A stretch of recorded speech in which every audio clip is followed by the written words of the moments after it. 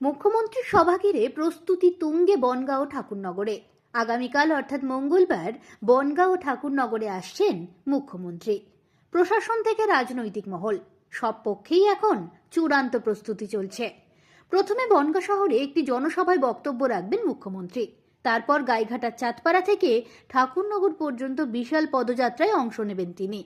এই সফরকে কেন্দ্র করে গোটা বনগাঁ শহর এখন নিরাপত্তার বহরে মোড়া।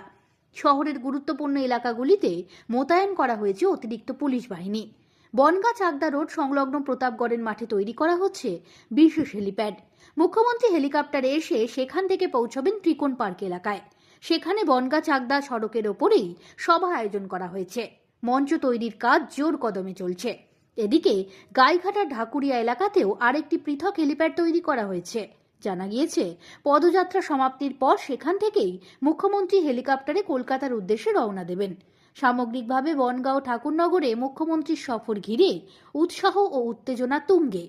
প্রশাসন, নিরাপত্তা বাহিনী ও দলীয় কর্মীরা সব দিক সামলাতে 24 ঘন্টা ব্যস্ত। বাংলার গণতন্ত্র, সত্যের পথে, বাংলার সাথে।